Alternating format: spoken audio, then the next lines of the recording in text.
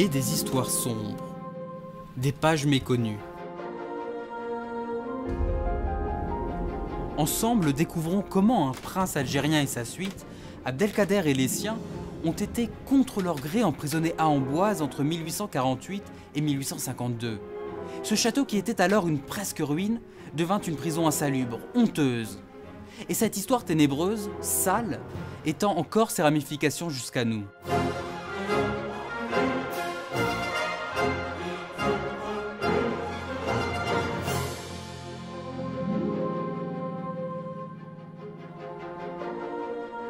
Abdelkader nous apprend qu'un héros, c'est pas quelqu'un qui ne tombe pas, c'est quelqu'un qui est capable de se relever après être tombé. C'est d'abord Abdelkader le résistant. C'est un modèle positif d'identification. Un grand savant littéraire. Un exemple de la vie humaine, de l'humanité habitée par la présence divine. Je vois un être dont la beauté s'accroît à chacune de nos rencontres. Un saint parmi les princes, un prince parmi les saints. C'était l'homme le plus universel qu'on puisse imaginer. Tous ses interlocuteurs, tous les visiteurs disent « c'est un homme calme, pondéré, aimable, affable, modeste, simple ». Et c'est donc un message extrêmement moderne.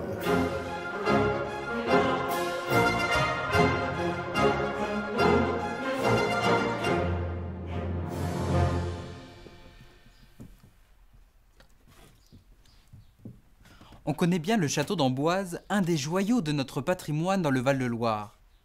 Mais sait-on bien qu'avant d'être ce lieu extraordinaire, Amboise a été une prison. D'ailleurs, Louis XIV y a fait interner Nicolas Fouquet, son surintendant des finances. Et au XIXe siècle, Abdelkader, sa famille, une partie de ses fidèles, en tout une centaine de personnes, ont été emprisonnées durant 5 années dans d'effroyables conditions. Alors ensemble, essayons de comprendre cette histoire longtemps occultée. C'est que la France, au début du XIXe siècle, souhaitait prendre pied en Algérie. Et à l'époque, on était loin d'imaginer toutes les conséquences historiques que l'on connaît aujourd'hui. Mais pourquoi l'Algérie ?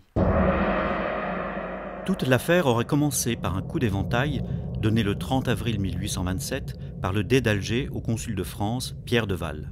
Coup d'éventail d'ailleurs peut-être bien jamais reçu. Les choses, bien entendu, sont un peu plus complexes. La France, ruinée par la Révolution, doit se fournir en blé. C'est en Algérie qu'elle le trouve enfin en 1800. Car depuis le XVIe siècle, la production de blé algérienne est réputée et régulière.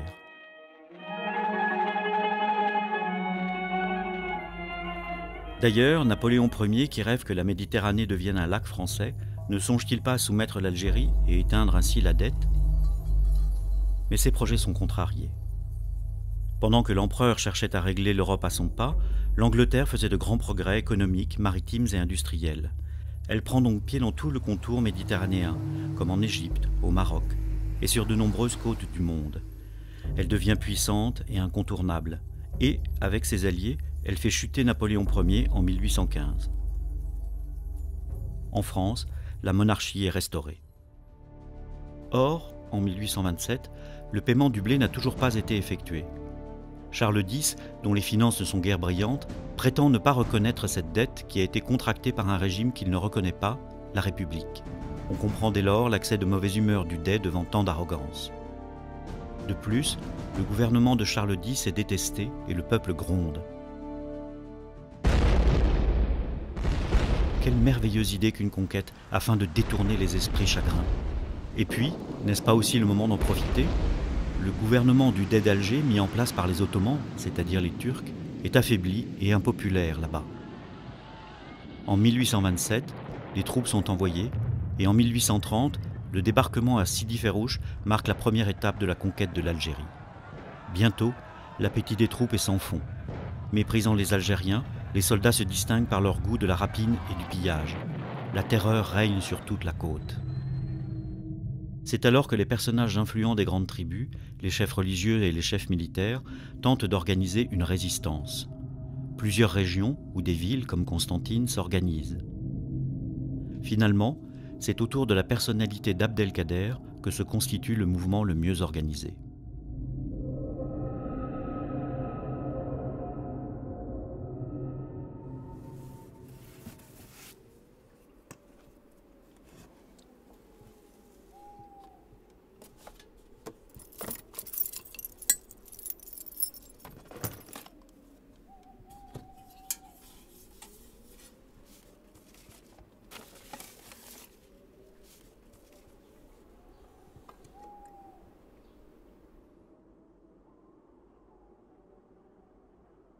Abdelkader. Mais qui est donc cet homme promis un si riche destin? Ses origines, sa sagesse, sa large vision du monde qu'il a acquise lors de son premier pèlerinage à la Mecque, et par la visite des villes qu'il a traversées, lui donnent une stature politique hors du commun. Stature qui serait même renforcée par des prophéties de bon augure. Il est alors emporté dans le vent de l'histoire. Né en 1808 près de Mascara, Abdelkader Ben Mouhyeddine est un enfant précoce. Il sait lire et écrire à 5 ans et connaît et commente le Coran dès l'âge de 12 ans. Poussé tant par son père que par sa mère, la Lazora, il bénéficie d'une éducation soignée, issue des meilleures traditions des Zaouïas. Il est formé à la pensée soufie, sous l'influence du maître andalou Ibn Arabi. Il y puise, aux côtés d'une grande rigueur religieuse, les ferments de la douceur des mœurs et le respect des préceptes mystiques, celui de Mahomet bien sûr, mais aussi ceux contenus dans les enseignements d'Abraham et de Jésus, ainsi qu'Ibn Arabi l'avait reçu d'une vision du prophète lui-même. C'est donc à l'âge de 24 ans qu'il endosse la lourde responsabilité de mener une guerre de résistance à l'envahisseur colonial. Il entreprend donc de vastes consultations auprès des autres chefs religieux, chefs de tribus et de familles, afin de réaliser une première unité. D'ailleurs, il le dit, rien ne me destinait à faire la guerre. Et il n'avait jamais imaginé être un guerrier. Quand le moment est venu des différentes tribus d'organiser une résistance, le choix est allé fatalement vers son père, El Hachmi, qui était plus désigné pour ça, mais il a dit « je suis trop vieux, trouvez quelqu'un d'autre ». Et spontanément, les regards se sont portés vers le jeune Abdelkader, il a 24 ans, et donc il dit « je ne me dérobe pas, c'est un devoir ». D'emblée, il dit que la gloire militaire, c'est pas son truc. Et il dit, j'aimerais bien qu'on trouve l'équivalent, si à l'usage, on pourrait dire, vous trouvez quelqu'un de meilleur, je m'inclinerai et je laisserai la place.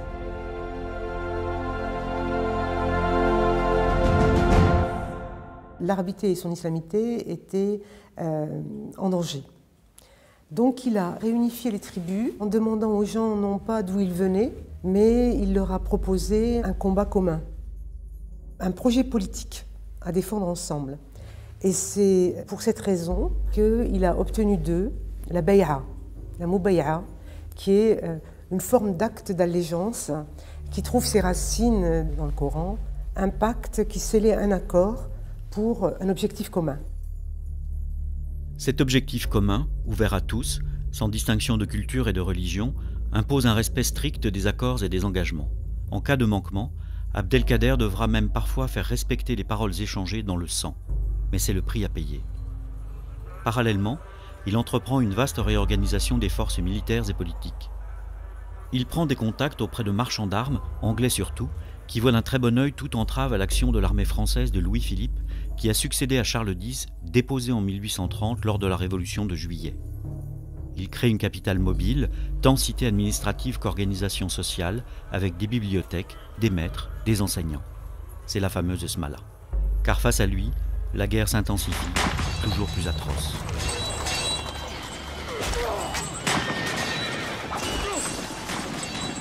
L'émir Abdelkader a été l'ennemi le plus indomptable, le plus implacable, le plus fier, le plus chevaleresque d'une armée française.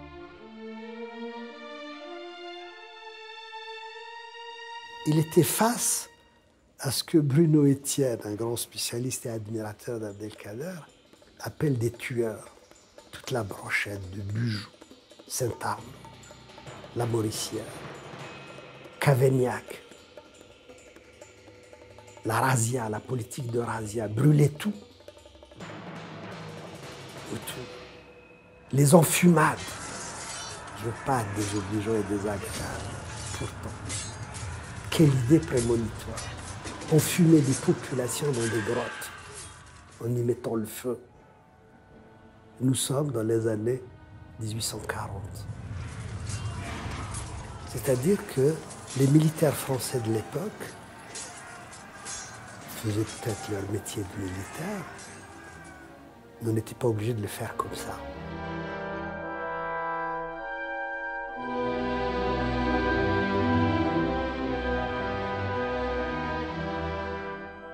c'est l'éducation par l'exemple, l'émir Abdelkader. Sa personnalité a toujours été d'être au-dessus.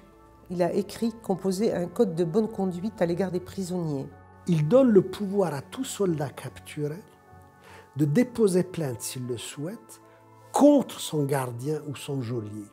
Cette véritable préfiguration des conventions de Genève accroît encore le prestige du jeune chef de guerre. Sa réputation de bravoure, d'intrépidité et d'humanité surtout se répand vite. Bientôt, des déserteurs français n'hésitent pas à le rejoindre. La figure d'Abdelkader commence à prendre la forme que l'histoire lui reconnaîtra bientôt, celle d'un des fondateurs de la nation algérienne.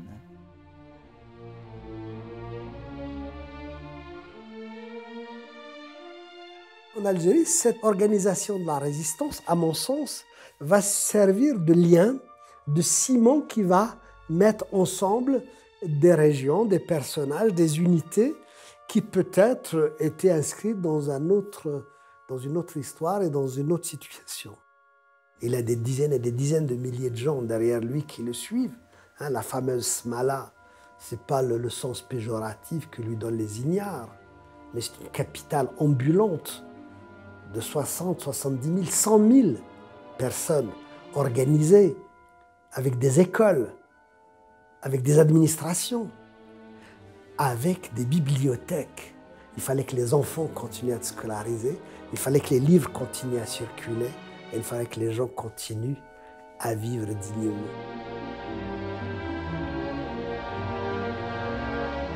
Il semble qu'une bonne étoile ait veillé sur Abdelkader. Les révoltes contre son autorité, parfois d'une violence inouïe, se sont presque toutes retournées contre ceux qui avaient violé son pacte d'allégeance. À chaque fois, son autorité s'en trouvait renforcée. Cette position le mettait en force pour négocier nombre de traités avec les Français, Bugeaud particulièrement. Mais le traité de Tafna, signé en 1837, qui reconnaissait l'autorité d'Abdelkader, a été source de tels malentendus et de non-respect que les combats ont vite repris. L'expédition française aux portes de fer a scellé le recommencement féroce des combats. Le 16 mai 1843, les troupes du duc d'Aumale, fils de Louis-Philippe, prennent la Smala d'Abdelkader. Cette action, tournée essentiellement vers des hommes, des femmes, des enfants et des serviteurs non combattants, rapporte un énorme butin et fait plus de 3000 prisonniers.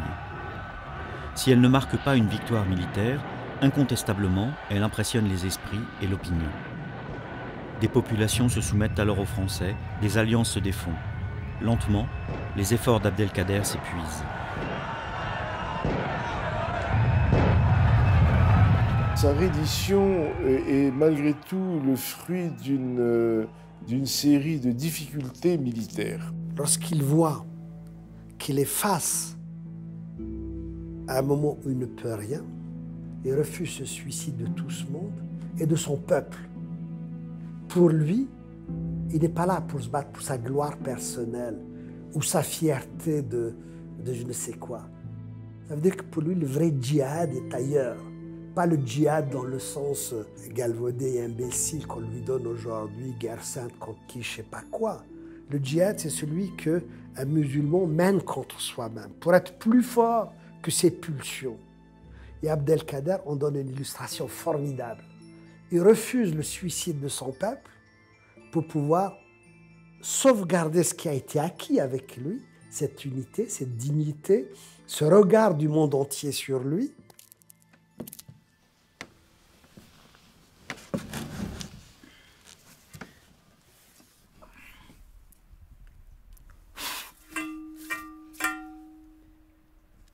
Abdelkader souhaite se rendre dans la dignité afin de ménager l'honneur des siens.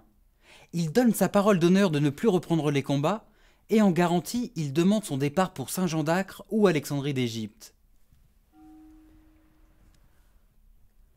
Il remet son sabre au duc d'Aumale et des paroles d'honneur sont échangées. Sur le plan des documents, Abdelkader a effectivement négocié une reddition. J'accepte de me rendre, moi et les miens, à la seule condition que les autorités françaises et le roi de France me donnent la possibilité de rejoindre l'Orient, de finir mes jours à la Mecque. Et il y a une nouvelle page qui va se tourner, une période de captivité extrêmement douloureuse qui commence donc, comme vous le savez, donc à la Malle, qui se poursuit quelques mois au château de Pau et qui va finir donc, pendant 4 années à Amboise et qui va être une forme de de retraite douloureuse pour le spirituel qui était Abdelkader, qui va se remettre pleinement en question. Du jour au lendemain, Abdelkader et les siens, sa mère, ses femmes, ses enfants, ses serviteurs, ses frères et quelques-uns de ses fidèles, en tout une bonne centaine de personnes, sont embarqués sans trop de ménagement. Direction Toulon. Dans les rangs algériens, on ne se doute encore de rien. Mais du point de vue français, ce sont des prisonniers qu'on transfère. Les paroles d'honneur ont été rompues. Toulon, le fort Lamalgue. Les conditions de détention sont épouvantables. Froid, humidité, isolement. Du côté d'Abdelkader et des siens, c'est la stupeur. On veut croire à une méprise. Mais au fil des jours, il apparaît bel et bien qu'il n'en est rien.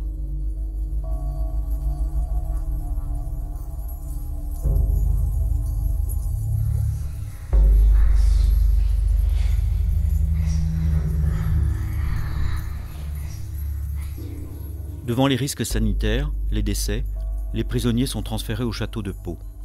Mais l'endroit est jugé trop incertain car proche des frontières espagnoles. On craint un coup d'infiltrés algériens ou anglais pour faire s'échapper Abdelkader. De plus, la sympathie de la population locale, son empathie même, gêne les autorités militaires. Il faut songer à des lieux plus sûrs, d'autant que la situation politique française est instable, explosive. La révolution de 1848 éclate, Louis-Philippe est déposé, contraint à l'exil. J'abdique cette couronne que la voix nationale m'avait appelé à porter en faveur de mon petit-fils, le comte de Paris. Puisse-t-il réussir dans la grande tâche qui lui échoua aujourd'hui. 24 février 1848, Louis-Philippe. Les militaires qui avaient fait preuve de sauvagerie en Afrique du Nord agissent de la même manière contre les révolutionnaires. Sous le commandement de Cavaignac, ministre provisoire de la guerre tout juste rentré d'Algérie, des tueries sont perpétrées pour établir l'ordre. Matez la Révolution. Les politiques de 1848, les intellectuels tels George Sand, Louis Blanc et même un des plus modérés, Alphonse de Lamartine, sont effarés par la violence de ce régime qui tue les siens. L'armée est à son comble, elle est toute puissante. C'est dans ces conditions que l'emprisonnement d'Abdelkader se trouve renforcé. On décide de le transférer à Amboise dans la vieille forteresse jugée plus sûre. En plus, la sécurité est assurée, c'est un éperon rocheux, la Loire a demeure, les conditions d'évasion sont plus difficiles. Et cette décision, d'ailleurs, va créer la perplexité chez Abdelkader et ses compagnons, puisqu'il n'est pas seul, parce qu'il souffre pour lui et pour les autres. En réalité, Abdelkader a été pris dans un piège. Lorsqu'il a quitté l'Algérie, on lui a dit « on va faire relâche à Toulon, avant de t'envoyer à Saint-Jean d'Acre ou Alexandrie d'Égypte, où tu seras libre. » Sur un plan purement politique, on dira qu'il a été victime d'un parjure. La parole donnée est une parole sacrée. Chez nous, dans l'islam, la parole tient lieu d'actes fondamentaux, d'actes conclusifs, d'actes qui engagent. On ne peut pas revenir sur sa parole à moins d'être parjure. Et ça, c'est la plus grande ignominie qui peut entacher l'honneur d'une personne qui revient sur sa parole. En réalité, ce qui s'est passé, c'est que cette parole n'a pas été tenue parce que l'autorité militaire a pris le dessus sur l'autorité civile. Et Abdelkader dira, ne comptez pas sur moi pour vous délier de votre parole. J'irai jusqu'à ma mort pour que votre déshonneur se perpétue.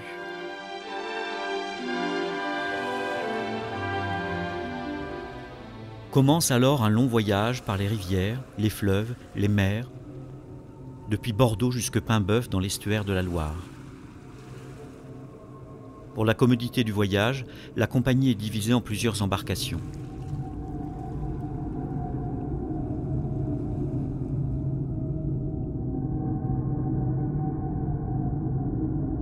En novembre 1848, la ville paisible, prévenue par son maire, lui-même chapitré par le conseil militaire, attend avec des sentiments mêlés la venue des visiteurs. Un formidable élan de sympathie domine, malgré les terribles descriptions véhiculées par une presse à sensation. Vous avez vu sans doute, chez tous les marchands d'estampes, une lithographie qui représente un mulâtre à face cruelle et au regard sanguinaire. Couvert de riches vêtements et de riches armes, vous avez lu en bas Abdelkader. Et dès lors, vous et moi et toute la France, nous nous sommes fait une idée de ce chef arabe.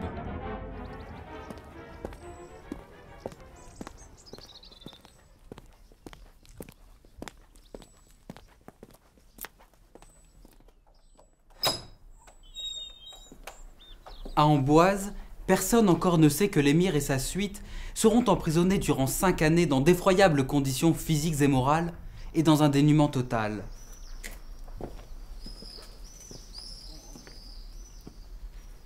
Une garnison de plus de 500 soldats, armés jusqu'aux dents, se relaie nuit et jour.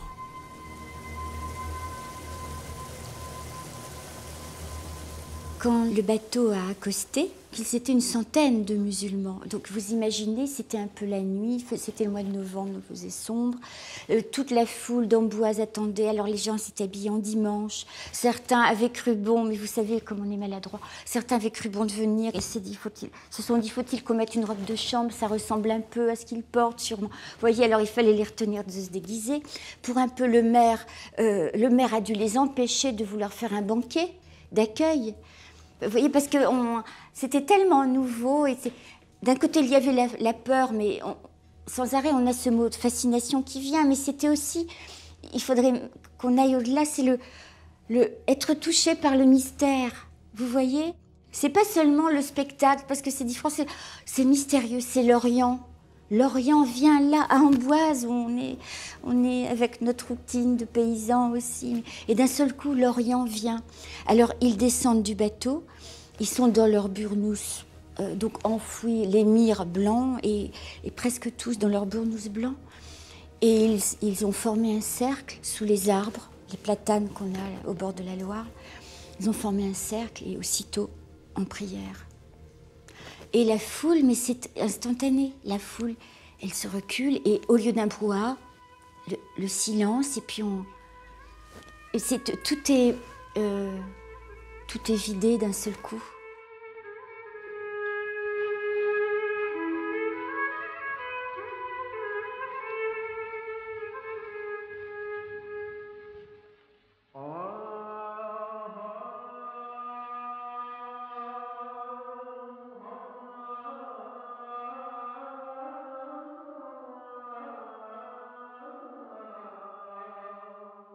Ils sont dans une détresse morale vraiment, pour nous, difficile à imaginer. Le maire a demandé aux Amboisiennes, s'il vous plaît, si vous avez du linge, des draps, des chemises en bon état, apportez ce que vous pouvez.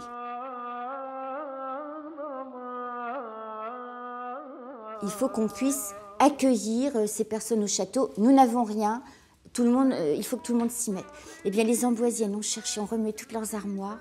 Elles sont allées chercher partout. Elles se sont dit, mais on va habiller des princesses d'Orient. Vous voyez, l'émir est un prince. Donc, il y avait ces... vous voyez, même de vous parler, j'en ai la chair de poule presque, parce que vous les imaginez, les petites dames, les petites paysannes d'ici, les petites villageoises, elles ont cherché leurs plus belles chemises pour les princesses d'Orient.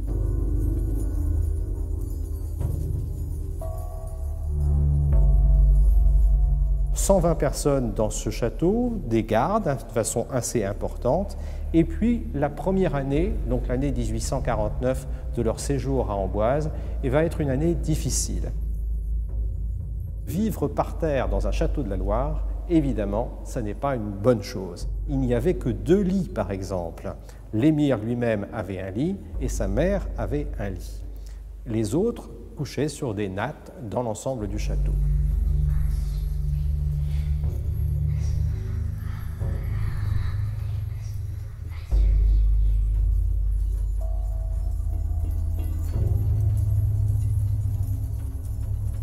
Et puis aussi, il va y avoir assez rapidement une partie du groupe familial qui va rejoindre l'Algérie.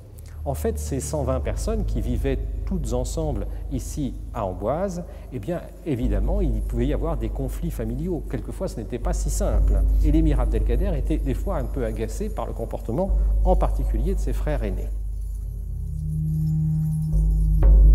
Les conditions de détention dans le château pendant les 4 ans, Amboise, étaient très difficiles, surtout pour les femmes et les enfants. C'était un enfermement strict, ne sortez jamais. Il y avait aussi le château qui était en très mauvais état, très froid, très humide. C'était très, très néfaste pour les enfants surtout.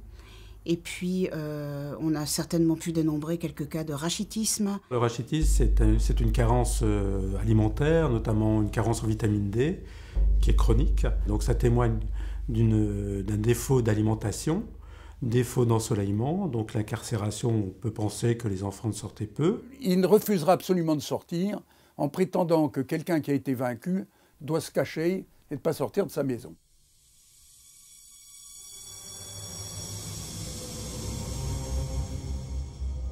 On a affaire à des musulmans, ils ne vont pas manger certaines viandes de porc, mais la confiance est-ce qu'elle régnait entre le pouvoir public et l'émir Abdelkader. Donc on peut aussi se demander s'il n'y a pas eu aussi de leur part éviction de certains aliments. Donc c'est plutôt l'ensemble de l'apport alimentaire qui doit être mis en cause.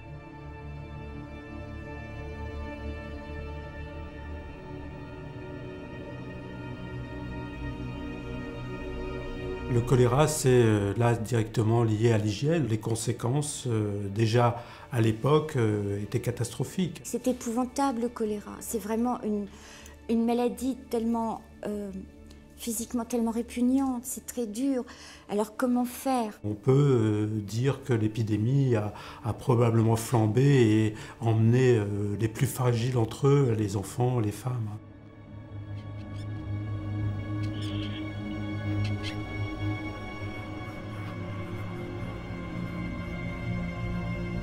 L'islam demande que la propreté soit respectée au travers donc, de la prière, au travers de la vie quotidienne. Donc c'est une habitude d'aller au hammam, c'est une habitude de rester propre, de se laver les mains avant de manger. Ce déracinement a fait exploser toutes ces habitudes. Lorsque les médecins et les religieuses ont pu approcher les prisonniers au cours de la détention, c'est surtout de l'humanité, du réconfort qu'ils ont apporté, faute de soins réels, puisque la tuberculose, le choléra étaient alors des maladies incurables en France. Le choléra, toutefois, se soignait en Algérie avec des infusions de plantes, d'armoises sauvages. Dépression, maladie, épidémie même, maltraitent la petite communauté prisonnière. Tous semblent démunis tant l'exercice de la médecine est difficile. L'incompréhension touchant aux traditions algériennes, aux coutumes des femmes particulièrement, empêche l'efficacité des soins. Mais la venue d'un autre médecin qui avait connu l'Algérie, secondé de religieuses, améliore soudain le bilan. Puisque la génissée donc est séparée des hommes, comment faire en sorte qu'un militaire, un médecin français puisse aller ausculter des femmes? C'était quasiment impensable, sur le plan culturel c'était inimaginable. Hormis la mère d'Abdelkader qui avait le médecin, les autres femmes le refusaient. Donc la question, il fallait la régler. Les religieuses ont pu faire cette approche et elles ont donc été acceptées.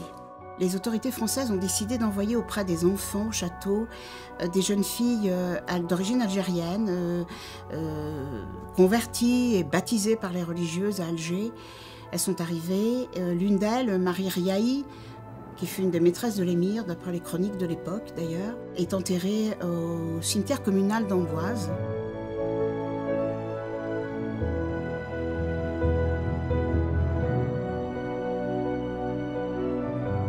Une autre, très connue sous le nom de Marie-Charlotte, parce qu'elle recevait volontiers les visiteurs français, a épousé Si Mohamed Saïd, le frère aîné de l'émir, et dont elle a eu 2 enfants qui sont nés à Amboise. Pour faire face au décès, on songe au cimetière communal. Mais la foule, curieuse le plus souvent, se précipite. L'émir demande alors que les cérémonies, les prières, puissent se faire dans un cadre respectueux et intime. Alors, pour les autres défunts, une permission d'inhumer est accordée au château d'Amboise. Maltraité au fil des ans, ce lieu de mémoire a été restauré dignement en 2003 par Rachid Koraïchi. Dans son tracé hautement symbolique, ce grand artiste reprend le monument mémorial qui avait été élevé par souscription spontanée des Amboisiens et par Napoléon III après le départ de l'émir et des siens. Rachid a travaillé sur cet espace en se référant d'abord à ce qui existait encore, un témoignage, un élément symbolique, c'est-à-dire ce mausolée qui avait été créé, voulu par les Amboisiens, puisque ce sont les Amboisiens qui, par souscription, vont financer l'édification de ce petit monument surmonté d'un croissant. On avait décidé de réfléchir à un projet. Puisque l'émir est parti d'Amboise, aller à Brousse, Constantinople et Damas, l'idée c'est de, comme si je le faisais revenir de Syrie, retrouver ceux qu'il a laissés derrière lui.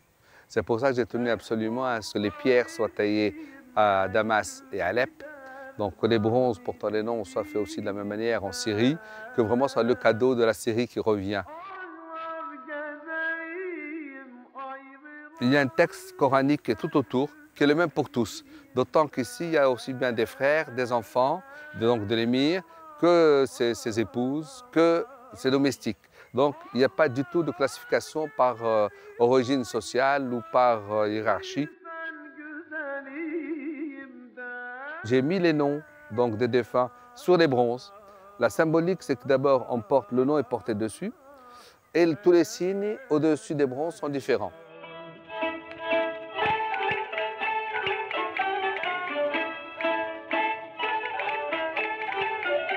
L'autre chose, c'est pour permettre à ces gens qui ne sont jamais allés faire le pèlerinage à la Mecque de retrouver leur nom. Quand le soleil bouge, la ombre est portée sur la pierre et elle tourne autour de la pierre, comme les pèlerins font quand ils vont à la Mecque, donc en tournant autour de la Kaaba. Il y a une ligne oblique qui traverse de part en part ce territoire. Elle indique la direction de la Mecque. Il y a 7 cyprès de Florence, donc vous voyez qui montent comme vers le ciel. La symbolique, c'est le départ de la terre vers le ciel, l'élévation. Tout ce qui est en végétaux, donc j'ai tenu à ce qu'il y ait tout le fond, c'est l'armoise. Donc l'armoise est une plante médicinale très amère qu'on utilise pour les maux d'estomac. Et l'émir l'utilisait beaucoup, aussi bien pour lui-même que pour les chevaux. C'est l'amertume, l'armoise, et c'est tracé par le jasmin, qui est la symbolique de la douceur. L'autre avantage pour moi d'avoir mis celui-là, c'est qu'il y a la tombe de Léonard de Vinci pas loin, donc lié l'émir avec un grand artiste qui, du temps de François Ier, a vécu ici au Clos Lucé et dans ce château qui est enterré à côté.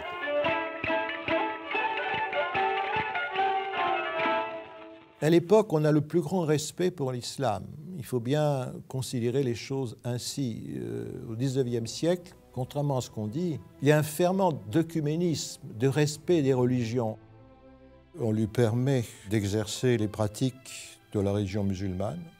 On sait, d'après Monseigneur Dupuche, qu'il l'a visité, l'ancien évêque d'Alger, qu'il l'a visité plusieurs fois en Amboise, et qui a en témoignage dans un ouvrage, qu'il pratique le jeûne, qu'il respecte le temps du ramadan et les contraintes également alimentaires. On sait qu'il ne fume pas, on sait bien sûr qu'il ne boit pas d'alcool, on sait qu'il consomme du couscous, le mouton, on sait aussi qu'on lui met à sa disposition le thé et le café et les fruits secs qui sont nécessaires. Dans le château, il y avait un certain nombre de lieux qui avaient trouvé une fonction particulière. On pense en particulier à une tour, la tour dite garçonnée, c'est-à-dire celle qui est à la pointe de l'éperon rocheux sur lequel est bâti le château, et cette tour est identifiée comme étant la tour du muezzin. Et vous savez que l'une des merveilles qu'on a connues à Amboise, c'est d'avoir dans le même ciel, de recevoir dans l'espace du ciel d'Amboise le son des cloches et le son de l'appel à la prière grâce à Boissonnet.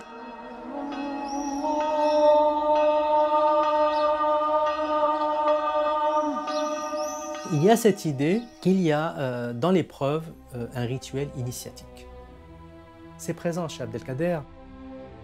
Il s'installe dans une tour, recrée les conditions de la méditation, les conditions de ce que nous appelons chez nous une khalwa, c'est-à-dire un lieu d'isolement spirituel, un lieu où il passait ses nuits à prier, il passait ses nuits à penser, à réfléchir, à méditer.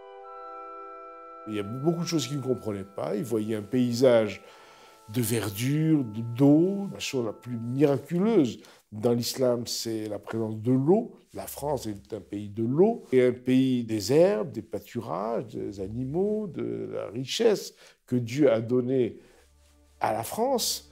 Et il disait, mais pourquoi les Français viennent dans nos sables et dans nos cailloux, chez nous, alors qu'ils ont tout pour être heureux chez eux, ici? Curieux de tout, avide d'ouverture spirituelle, Abdelkader rencontre même des religieux catholiques. Monseigneur Dupuche, qui avait été le premier évêque d'Alger, s'est élevé contre la détention honteuse d'Abdelkader. L'abbé Rabion, curé de Saint-Denis d'Amboise, vraisemblablement initié à la culture arabe, parvient à rencontrer l'émir. Sans chercher à se contraindre mutuellement dans l'expression de leur foi, ils nouent une solide amitié qui demeurera tout au long de leur vie. Et sur ce sujet, un autre soufi, qui est Ibn Arabi. Il disait « Les hommes sont les ennemis de ce qu'ils ignorent. Nous sommes les ennemis de ce que nous ignorons. Nous avons peur de ce que nous ne connaissons pas. Et donc l'important, c'est de se connaître mieux, se reconnaître, comme disait l'émir Abdelkader. Je ne veux pas connaître l'autre, je veux le reconnaître pour lui faire justice. » Abdelkader a réussi à synthétiser une vie humaine dans l'action, la réflexion, une vie entièrement consacrée, c'est-à-dire, comme l'a dit Hallaj, animée par Dieu. L'émir Abdelkader serait contre tous ces obscurantistes, intégristes, qui donnent de l'islam une image déformée et dans leurs propos, qui ne tient finalement nos textes sacrés ne sont qu'un code pénal pour eux. Ils ne voient ça que comme un code pénal, c'est-à-dire c'est licite ou illicite et jamais autre chose. Et donc ils assèchent l'islam qui est avant tout une spiritualité. Et l'émir Abdelkader aujourd'hui leur dirait mais attendez, l'islam ne doit pas être utilisé comme un objet politique, même pour s'affirmer. Il était rompu à la dialectique islamo-chrétienne, notamment au niveau de la mystique, puisqu'il y a beaucoup de choses qui rapprochent la mystique musulmane de Ibn Arabi en particulier, et de la mystique chrétienne. Et puis cet homme, il est quand même dans un rapport à l'expression qui est souvent extrêmement symbolique. Et il va choisir en gage d'amitié durable un signe de lumière pour les paroissiens d'Amboise. Et il va choisir d'acheter un lustre, ce lustre qui est au-dessus du chœur, au-dessus de l'autel, dans l'église paroissiale d'Amboise. Et c'est là toute la magie, tout le caractère extrêmement raffiné de l'émir Abdelkader qui se dévoile d'une certaine façon. Et l'émir Abdelkader, c'est un homme qui utilise comme ça beaucoup d'images pour communiquer.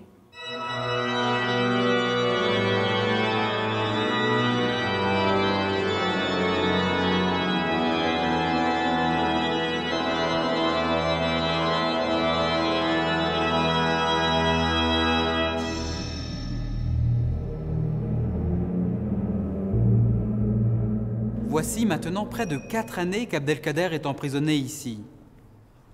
La révolution de 1848 a donné naissance à la Seconde République. Louis-Napoléon Bonaparte, le futur empereur Napoléon III, en est le président élu et s'inquiète du sort réservé aux prisonniers d'Amboise. Attentif aux courants d'opinion nationale et internationale, anglais particulièrement, il songe à mettre fin à cette situation. Mais les militaires restent sur le qui-vive. Le prince-président, Louis-Napoléon Bonaparte, va former assez vite le projet de venir libérer l'émir Abdelkader. Il ne viendra qu'à la fin de l'année 1852, mais en regardant dans les archives qui sont conservées pieusement aux archives d'outre-mer à Aix-en-Provence, on a vu qu'il y avait eu un premier projet de libération de l'émir Abdelkader ici à Amboise. Il vint à passer dans les environs d'Amboise. Une première fois, il rencontre Abdelkader. Il ne peut pas agir parce qu'il y a les ministres qui n'étaient pas spécialement, parce qu'on dit toujours que c'est Napoléon le Petit qui avait les idées étriquées. Je ne crois vraiment pas. C'était plutôt tous ces hauts dignitaires de la République qui étaient complètement obtus. Thiers en tête, d'ailleurs. Et il va falloir attendre qu'il ait les coudées franches, c'est-à-dire 52, pour que, solennellement, ils viennent délivrer Abdelkader.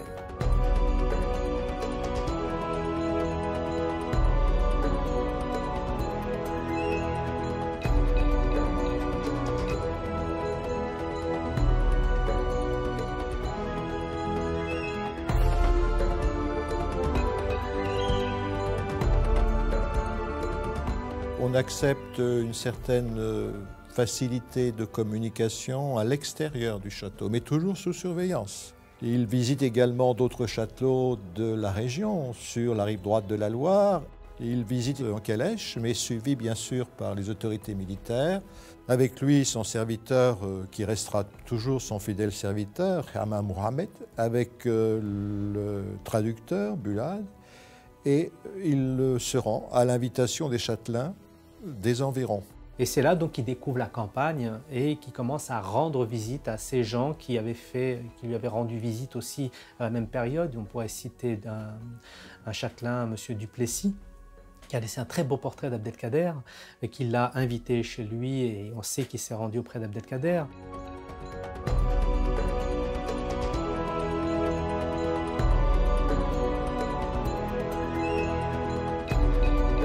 On sait que les Villeneuve, le château de Chenonceau, lui font parvenir depuis Chenonceau des fruits, des cadeaux et des fleurs. Et il rend cette invitation. Le livre d'or du château de Chenonceau porte témoignage de ces lignes que l'émir Abdelkader a bien voulu consacrer à cet endroit merveilleux. Louange au Dieu unique. J'ai vu le monde réuni dans ce château. Il est comme un morceau de jardin éternel. Le salut à tous ceux qui prendront connaissance de mon écrit, et moi je suis Abdelkader Ben Mahyiddin.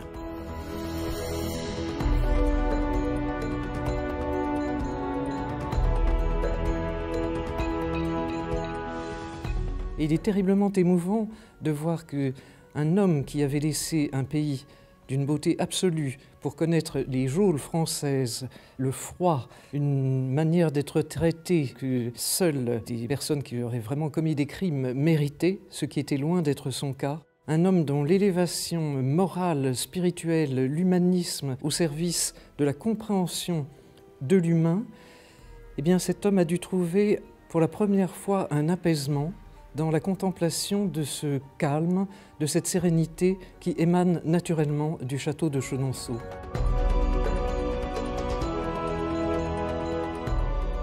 Dans ses mémoires, le vicomte d'Arlincourt nous rapporte une de ses visites au château de Chaumont-sur-Loire. C'était au mois d'août 1851, il y avait peu de monde à Chaumont et je venais d'y arriver. J'appris qu'on y attendait l'émir et que pour ne pas trop exposer l'illustre captif au regard indiscret d'une foule de curieux, on avait caché soigneusement au pays le jour et l'heure de sa visite. Cependant, malgré les précautions prises, un monde énorme était sur pied le long de la route, au moment où y passait le sultan du désert. Un piquet de garde à cheval galopait autour de sa calèche, un officier français était assis près de lui, et plusieurs bédouins le suivaient.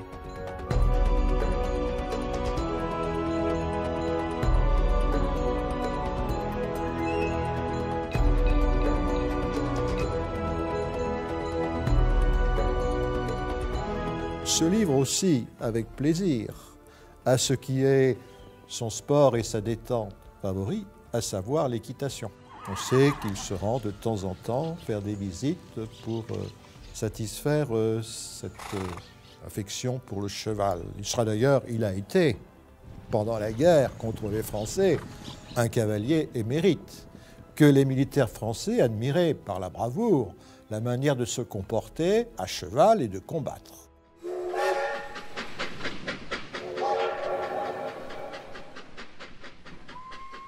Vous savez qu'à cette époque-là, on est dans la révolution de la vapeur, hein, donc du chemin de fer.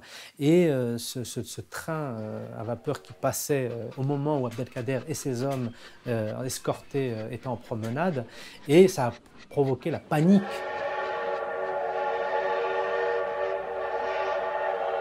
Du coup, ça avait choqué les compagnons, et ce qui est drôle, c'est qu'à l'époque, l'expression arabe utilisée pour parler de cette machine à vapeur, c'était « arabat shaitan », c'est-à-dire la voiture de Satan. Il va se voir présenter dans le moindre détail par M. Pic-Paris, donc qui est chef de gare à la gare de Limeray, non loin d'Amboise, qui va lui présenter le fonctionnement de la machine à vapeur. Et donc Abdelkader, toujours avec une certaine noblesse, va écouter dans le silence et remercier avec dignité le chef de gare. Impressionné par cette démonstration, Abdelkader en oublie son chapelet dans un wagon. Mais il ne s'en aperçoit que tardivement, et à ce jour, le précieux souvenir n'a jamais été retrouvé. Enfin, le 16 octobre 1852, alors qu'il prépare les esprits à son accession au trône impérial, Napoléon III fait annoncer officiellement à Abdelkader sa libération. C'est un geste politique fort, par lequel le futur empereur indique qu'en prenant en main le destin de la France, il marque une rupture avec la toute-puissance militaire et compte tenir les paroles anciennement engagées. À Amboise, les prisonniers se reprennent à espérer. L'empereur vient lui dire, Abdelkader, alors qu'il était dans la plus humble des situations de par précarité de son état, vous êtes libre.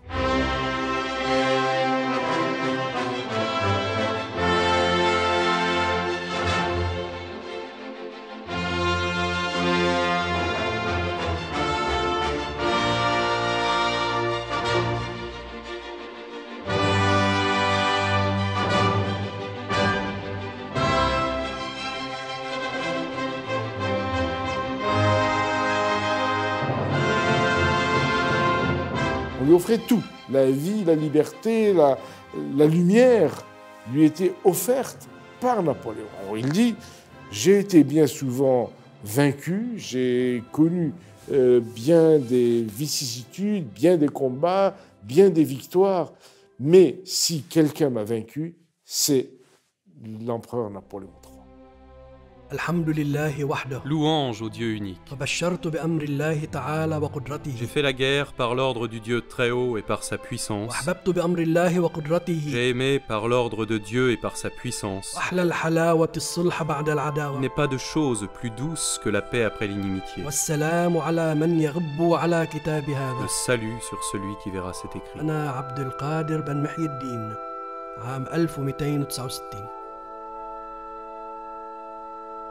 Les peintres mettent habilement en scène ce moment, mais il semble, comme en témoigne une gravure parue à Londres, que cette cérémonie se soit faite dans un cadre plus intime. En signe de reconnaissance et non de soumission, Lala Zora, la mère d'Abdelkader, baise la main du souverain, geste qui sera souvent mal interprété.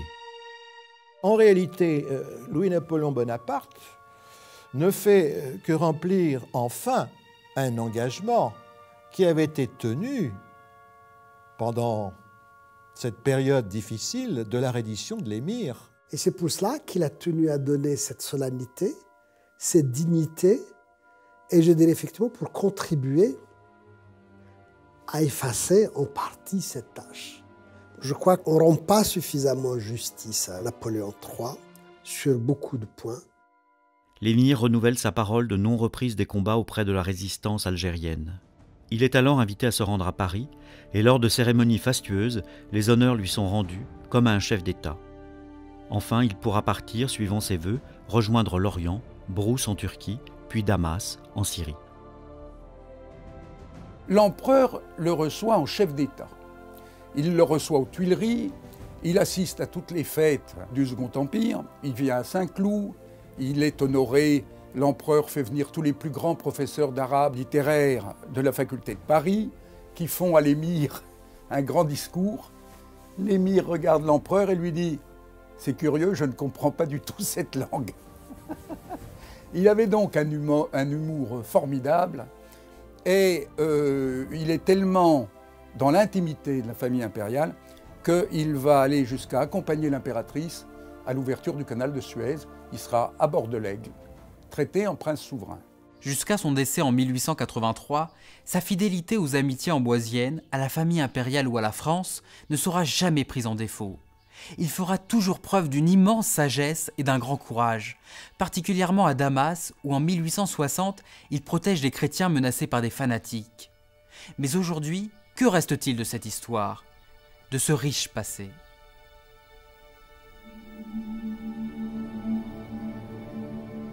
Lors de son retour à Amboise, Abdelkader offre au commandant Divot une vue du château avec des mots de fidélité, d'amitié, des sentiments que même l'éloignement ne semble pouvoir effacer.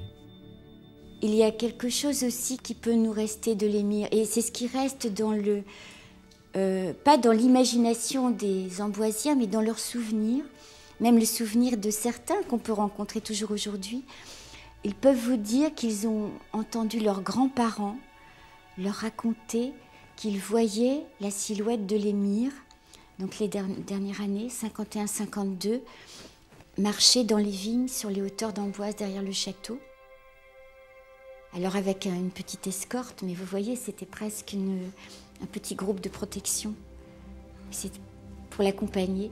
Et ils ont cette image de l'émir, le burnous blanc, qui s'élargit tout doucement. Dès la seconde moitié du XIXe siècle, après le départ d'Abdelkader et des siens, le duc d'Aumale, féru d'histoire, a entrepris de vastes travaux à l'intérieur du château. Ces rénovations, s'appuyant à la fois sur les découvertes archéologiques et le goût de la reconstitution alors en vogue, du néo-gothique au style néo-renaissance, a fait disparaître toutes les traces de ce passé. À tel point que lorsqu'Abdelkader revient dans les lieux, dans les années 1860, c'est dans un chantier empli de planchers provisoires qu'il est accueilli et photographié.